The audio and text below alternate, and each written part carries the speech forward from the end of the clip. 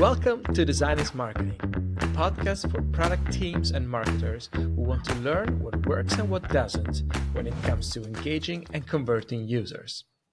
This podcast is brought to you by Sparker, the design agency. If you want to know more about it, check sparker.co. Welcome to Design is Marketing. Today we're talking about audio and marketing, and we do it with Anna Katarina. She's a marketing professional with many years of experience with startup, a CMO and board member of different ventures, especially related to tech. Anna Katarina, pleasure to have you here. Welcome to Design is Marketing. Thank you so much. I'm so happy to be here. Excited. Yeah, same. I'm very happy to have you today as a guest. Well, Anna Katarina, your experience is very broad, right? And as you said, you started as marketing professional. Today, you're also involved as board members for different startups. Like, how many startups are you advising at the moment? Well, right now it's only one, but I've been working with several startups through my years as a marketing professional. So that is where my expertise lies. Wow, yeah, very interesting. And well, today your role is AudioDo. Is that correct? That's correct. Yeah. Would you like to maybe start telling us a little bit more about what you do and what AudioDo is about? Absolutely. So AudioDo is basically the company behind a technology that we call AudioDo Personal Sound. And my role at AudioDo is I'm the CMO. I head up the marketing department with anything from PR and communication setups to branding, building a long-term brand that will stand the test of time, hopefully. So that's AudioDo in short. In short, yeah, that's nice. So you're now more into B2B. You started also in B2C, right? What are the synergies or let's say commonalities that you see between the two? Well, the thing is, in every type of marketing and any type of communication, we always talk to a person. We seem to forget that within the B2B industry, but there's always this person that is making the decision.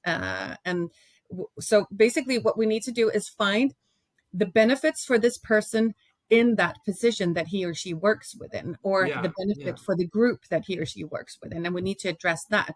And the same within B2C, you need to find the benefit for that person's personal life, whereas in B2B, you need to find the benefit for that person in his or her professional life. Yeah, and this is so true, right? Because often, like, especially when you do B2B, you think like, I'm selling to McDonald's or Coca-Cola, but actually you're selling to individuals Roger. there. Yeah, exactly. That's true, correct. Yeah. Yeah, true, fully understand. Is there anything else like in terms of commonality that you see, or does it stop here? Well, you need to be a part of their lives. So if we're talking B2B, you need to be a part of whatever channels they're moving around in their professional life. And if we're talking B2C, you need to be a part of the channels that you're moving around with. So it's basically the same setup, but you need to be aware that we do have different lives depending on if we're at work or if we're at home.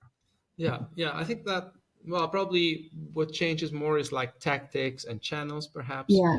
But actually, the overall strategy and the approach that you take, it's really the same. Yeah, it is, and also, the benefits. You need to be aware of the benefits for it. The cost setup, of course. When we're talking B2B, you need to help the decision maker to really believe in that decision, as he or she will need to stand up for that decision, probably before a group of people that will question the decision. And that is maybe not something that you need to do within B2C, because that is only me taking that decision or my family or something like that. So we need to kind of, in B2B, we need to be more helpful and reach out even further to help the decision makers. Yeah, sounds good. That's something that I can relate to that, actually. Yeah. Well, one of the things that I'm really curious to ask you about, like, because AudioDo is about audio, and I think audio is becoming more important, right? Well, for me, I am super fan about everything related to it, also podcasting, radio. So that's one of the reasons why I'm very happy to record this episode with you. Like, what's the importance of audio nowadays? Oh, yeah, this is so interesting. This is what actually has me hooked by working with audio. Yeah. The WHO, the World Health Organization, just released, or not just, but recently released a report that they call, let me see what it's called. I wrote it down here. It's called the World Report on Hearing. And here they highlight the importance of addressing the issue of unaddressed hearing loss. We're not often not aware of. Most people are not aware of that they actually suffer from hearing loss. Hearing loss is something that we often connect to deafness or old people, but we're actually more people that are affected by this than what we might seem to think. And over 1.5 billion people in the world currently experience some degree of hearing loss today. And as we're wearing more and more headphones, as the pollution is getting bigger and bigger in cities and so on, our ears are affected in so many ways. And in addition to that, 1.5 billion that are currently suffering from hearing loss, we're looking at a number that says 2.5 billion in the year 2050. So more and more people will be affected by hearing loss and all of the issues that will mean for your personal life. And in addition to this, we have 1.1 billion young people at risk of permanent hearing loss from listening to music too loud for too long in their headphones. And this is where we think that our technology really can help. So our technology is not only about your personal experience in music, but it's also to help you be able to listen to music and also protect your hearing for a longer time than you would without our technology in your Yeah. headphones. Yeah, that's very relatable. I have to say, Yeah. unfortunately, I have to say, in a way, it touches me as well. And I sometimes doubt, like, will I Yeah. hear it so well in a few years from now? But aside from that, like, audio is also opening new channels for marketing. It As you is see, like definitely, yeah. especially in the last few days, I also see some cyclicity there in a way. It's like, at the beginning of the 20th century, there was radio, then Yeah. television, which was also like the visual parts. And it feels like probably in the last 50 years, the visual part is what was more predominant. And Yeah. then also the huge importance of design. Whereas now you also start to see more and more the importance of, audio as a marketing channel and also Yeah. like audio design, for example. Yeah. So yeah, what's your point of view with that? Well, now that you're talking about channels, I need to take another little turn on that. It's also interesting to see that when we think about audio in the 80s, I would see these huge stereos Yeah, that people would speakers. go exactly. And audio was something that everyone had to listen to or got to listen to, depending on what you. But as with everything else in society, audio today is also more personal. Everyone has their own headphones, and you can use audio to push the world out of where you're at, or you can welcome some parts of the world. And of course, that will also up and up, but it gets more and more sophisticated. The channels are getting more and more sophisticated to reach your target group through. But it also makes it easier because when you actually find your channel for your target group, that makes your content more relatable to that target group.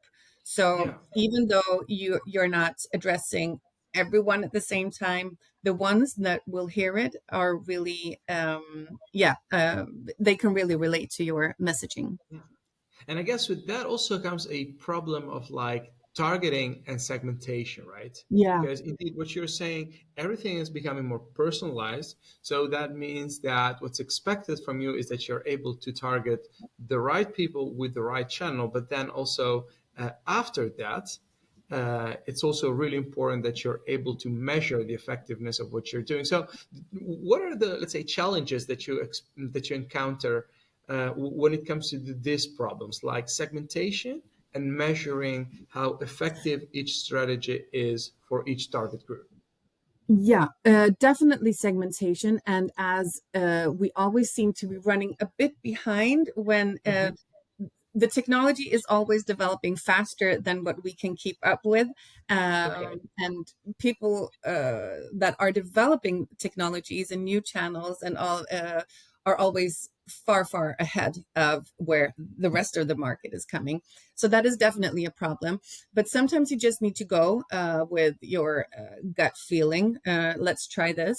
I think actually that we have reached a point where can we're drowning in data. There's so many things that we can measure, but we don't know what to do with the data. So I would actually suggest that in some cases at least, but that we measure fewer things, and actually just and follow up on these instead of having too many things to measure on. Because I think that will help us understand better and better. And we always talk about the sixth sense, but what is that? That is your gut feeling, and that is the rest of all your senses combined, basically. Your sixth sense, I would address as your core knowledge. It's just that we're not able to address it in that way. So go with your gut feeling in some ways, and have fewer measuring points, and see where that takes you. Yeah, sounds interesting. So yeah, because I'm hearing two things here, right? So one Yeah. is like only measuring one thing at a time, which I subscribe to, and the gut feeling part, which well, I also subscribe to, but Yeah. um, well, it could also actually sometimes be coupled with a dose of more like a data-driven Yeah. decisions. So I think that no matter what you decide to do, if it's more like data-driven or more like gut-driven, I would say, still the part of like, one metric at a time, so only measuring what matters. Also, the point of view of like lean analytics, for example, it's really very important. The fact that you can measure everything doesn't Yeah. mean that you have to measure everything. Exactly. And you need to ask yourself, why am I measuring it? Am I measuring it so that I have evidence for this board presentation or for this management presentation? Or am I measuring it because it actually matters? So ask yourself why you're measuring stuff, and make a decision. Yeah, very interesting. Yeah. Well, let's zoom in into what you're doing with AudioDo, right? Like, I'm Yeah. very interested to know, like, the target audience that you have. What are the challenges that you guys have in addressing Yeah. that specific audience? Because then your audience is mainly manufacturers of audio devices. That am I correct? Exactly. And So in a how do you, way, yeah, how do you yeah, target them? sorry. How do you target? Well, we target manufacturers that are high-end audio, of course, but also manufacturers and brands that care about their end consumers.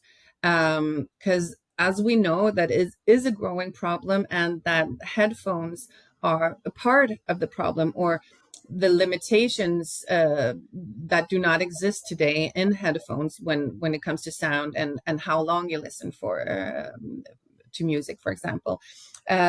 We're trying to share through sharing our knowledge. We're trying to educate not only our partners but also our end consumers, because the demand of this technology and a solution for the problem that the World Health Organization has issued, that is the consumers that will issue that demand.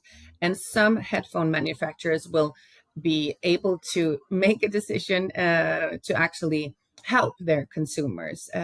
So it's a part of an ingredient branding strategy, of course, that we as we are an ingredient in headphones, but it's also we feel is really, really important to educate people and to really, really highlight the benefits of the product all the way while keeping the Sounds brand good. really, really tight. Yeah. So from what I'm hearing, there's also a lot of like thought leadership involved into that, right?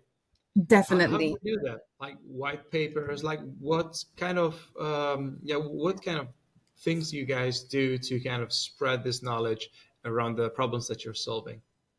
At this point, we're actually just starting to address this in the way that we are. So we'd like to think of ourselves in the future as thought leaders, of course, but that will also demand very, very much investments. And it's really hard to take a thought leadership position in the world today. You need to have a financial setup in the background to help you lift this. But Okay. we believe in sharing. We believe in helping out, and we believe in just being honest, having honest conversations, and partner up with honest manufacturers and brands.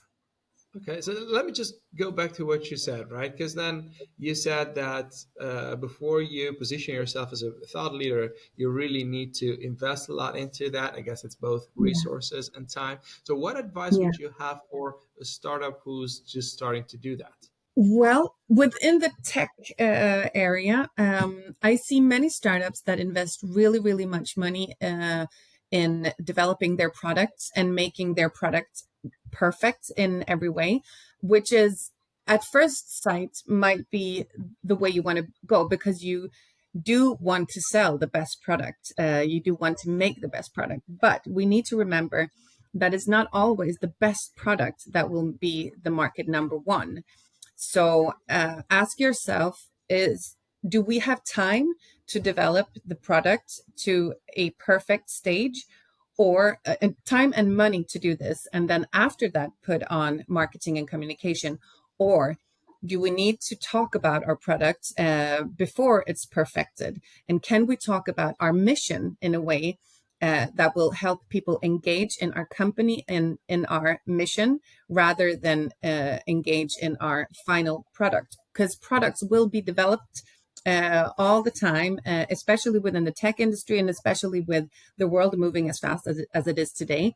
So no matter how much you want to perfect your product, you'll always be a bit behind, um, because when it's perfected, it will take time to get it out on the market. So I would suggest that you look at how much, how big a share are you investing into the product development versus how big a share are you investing into your mission and your strategy of moving forward. Interesting. Is there any golden number you have in mind? No, but as a marketeer, I of course would like to, have a 20/80 setup for with the 80 going to the marketing. Okay. But that is individual for every company, I think, Yeah. and depending on what technology you're developing. Well, just talking out of personal experience, not sure how much this is universal, but what I've seen is that it's also a little bit in the DNA of the company, right? So Yeah, some founders are definitely more comfortable with the tech part. So you see yeah, that it's heavier there. So the advice yeah, is more like to combine your skill set with someone else who can help you indeed with things that you said. yeah, For other people, it's all about communication and how you market yourself, even though, behind the curtain, there's absolutely nothing. no, So they are exactly. definitely more, yeah, more drawn to that. And sometimes, yeah, the balance is somewhere in between. But so what you said, it's something that a lot of startups do have, obviously. So how do you communicate your product and your vision, even though you are not 100% there yet? And actually, what you're saying is that you're never completely where very scary for a lot of companies, right? That Yeah, you kind of don't want to say that you don't have exactly what you're promising, yeah. yet you want to show your users that you're there for like the bigger journey and for the end goal. So is there anything that you have done that works well there? Well, I think it's a matter of mindset. Some people or some companies want to sell, um, I don't know, they want to sell a party, an experience, but a party will end at some time. Um, and I would like companies to think of them selling a trip, a trip that could continue. Because when you get to the next station that you might have bought a ticket to and you experience that station, then it's easy to buy the next ticket for the same train to go to the even further away, and helping your customers um, hop on this trip will make them engaged. The expectations are easier managed if you can take them with you rather than invite them to a setup, basically.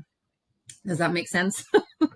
Yeah, that's good. Like to make it more practical, for example, what I have seen sometimes is that a lot of companies are a bit afraid of, for example, communicating on their website, right? Yeah, That they want to add, let's say, this or that feature, and they say, no, we today we only have this, so we only sell this. exactly.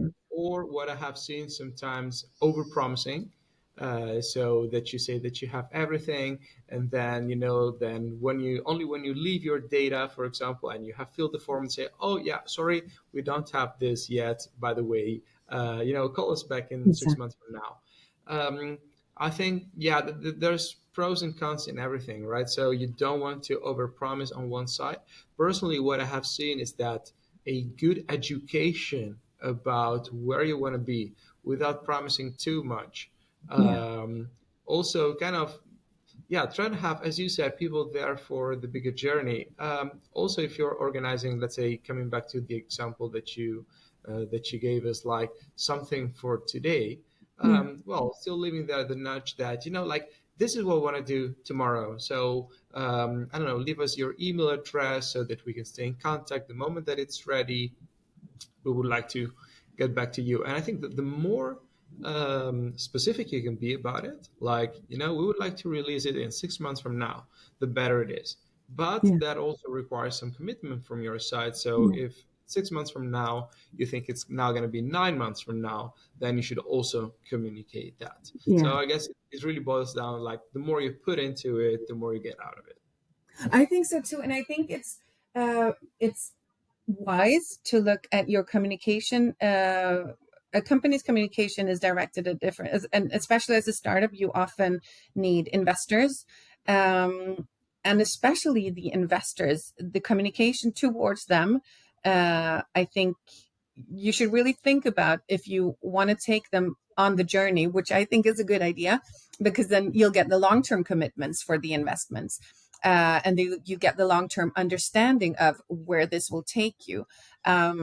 And whereas it comes to end consumers or partners that you want to sell to, I think more people and more decision makers are more willing to engage in something that is when you're opening, when you don't want to sell a final concept to them, but when they can actually join you on the development of this, and you say, today we have this product that we want to sell, but in the future we aim to do this and this and this, then that would be also signaling that you're not that you have more to give, that you want to give the world even better opportunities or better products.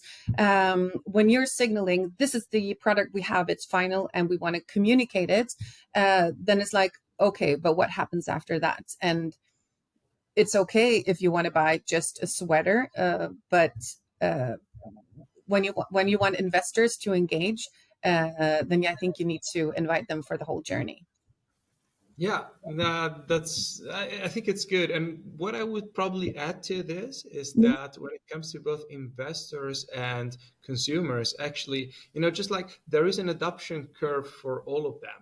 yeah, So not every possible user it's going to be an early adopter. no, So for a lot of people, actually, they prefer to be in the late majority, which means that everything we just said will not resonate to them no, or with them. But actually, maybe they're also not really the people that you want to have at the first stage, right? yeah, Because they will be a bit more critical for the things that don't work yet, and they will be less inclined to give you yeah, feedback.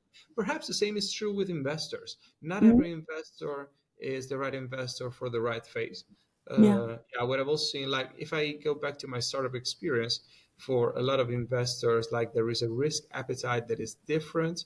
There is a different willingness, to be part of the journey, a bit like you said, to yeah. be the one giving you advice versus the one just looking at the numbers and expecting some kind of return. So I think, yeah, that's actually very interesting what you're saying. Yeah. And regarding investors, and I'm also thinking board setup and management setup and all of that. And startups, as you know, startups or scale ups tend to move really, really fast the first years. And maybe it's really hard um, to find, I don't know, a management team that is set for 10 years. Maybe you should try to find a management team that is good to go for 3 years, that has the expertise, and you can move really fast for, I don't know, Europe expansion, for example. And then you can add expertise along the way. But just opening up the vision and mission, the goal of where you want to go will give you the direction, but not over promising, and um, not yeah making it clear where you want to go, but also being very, very clear on that this is the first part of the trip that we want to do together. Yeah, so I guess what you're saying also when it comes to team members, there is a team member for each season. Let's say, Exactly. Yeah. And it's fully not, understand. it shouldn't be any disappointment. It should be, rather than that team member will want to go somewhere else, maybe to do the same thing over again, or you have a team member that wants to go somewhere else to do something. I think it's really important to see that the earlier, just as people, when we're small, we, within a few years, we learn to walk and talk, and everything moves really, really fast. But when we're over 30, 40 years, things will start to slow down. And it's the same with the company, because the processes are set, the development is set, your target group is set, everything kind of slows down. So it's not something strange that you need to move fast, and you need to have different expertise for different periods Yeah, that's good. in this And trip. if you don't accept this and you don't adapt fast, then it's a major risk, right? Yeah, I think and then it's well, maybe not then. Yeah, then maybe you should rethink if you want to be within the startup world. yeah, this is a very nice bridge because actually, say a big part of this discussion today was about marketing, but the other Yeah, thing that I wanted to hear from you was more like your experience with startups as an investor, as a board member. yeah. So, when it comes to the approach to startup, what would be the first thing that you look at typically? Like, is it more like the technology or the business side? I There has to be a business setup that is worth investing in, and there has to be a business side that is um, that thinks of the return of the investment to some degree. But then, of course, a technology that is revolutionizing, groundbreaking is really, really interesting. But I think that too many startups today make the mistake of investing too much time, energy into the technology development rather than also setting the business. And as I said earlier, it's not always the best technology that wins. It's the best business setup. You need to think a 360 setup for the whole company. To engage in a startup is, of course, the combination of a technology and also a vision. Yeah, Engaging vision for the world to hear, but also to engage people, because it is hard work in a startup. It's not 9 to 5 work. You need to engage, and you get that extra energy from a common vision together, and that also creates, when you don't have the processes set yet, common vision will help everyone in all the lines make decisions moving forward to that common goal, basically. So it'll make it easier for everyone. So common vision is really, really important. okay, sounds good. Like coming to your board member position, when do you think it's typically the right moment for a startup to structure their board of advisors or their board, actually? Well, I think boards often come on board or start when the investors start coming on board, and the investors tend to be the board members as well, um, which makes the board engaged emotionally in a way. And of course, they want to see their money grow in a way that that aligns with their own vision and mission. So in order to keep opinions out of the boardroom, I think it's wise to have a setup of board that also aligns with what the company needs. The expertise, if it's marketing that you are focusing on, then you need a marketing professional on the board. And if it's product development that you're focusing on, you need a product development person on the board. And maybe, also use the board as a way to see the world from another side, from where you're not standing. Use the board to see to help you get the outside information from the outside world. I think that would be a wise, and not too many people. So interesting. Yeah, that's so interesting. Like, I would like to ask you one more questions right before we wrap it up. But like, as a board member, what would you see your main challenge has been so far? Also, in regard to, for example, a more internal role, like for example, marketing manager or head of marketing. Well, it is hard to see the everyday struggle because as a board member, you're only there once every second month or so. And even though you talk to people, it's easy to get your own view without you even knowing it sometimes, but it's easy to get your own view on what's going on. And I think that is something you should be careful about doing. I think humility, being humble is a very important trait as a board member. Listen to the people that are working on an everyday basis with this. Listen to what they say that they need. Because if you hired the right people, they will do the job for you. They only need your help and support and the direction, and they will do an excellent job for you. Cool. Now, this sounds so interesting. Well, Anna, I want to really thank you for your time today. It has been a brilliant chat with you. Just how can listeners find you? Oh, they can find me through LinkedIn, Anna Katarina Skogh, and they're more than welcome to connect through LinkedIn. I'd be more than happy to chat and talk to even more people. And I must say, this was really exciting talking to you, Federico. Same. Well, I want to thank you again for your time, and well, have a great day. Thank you. You too. Bye.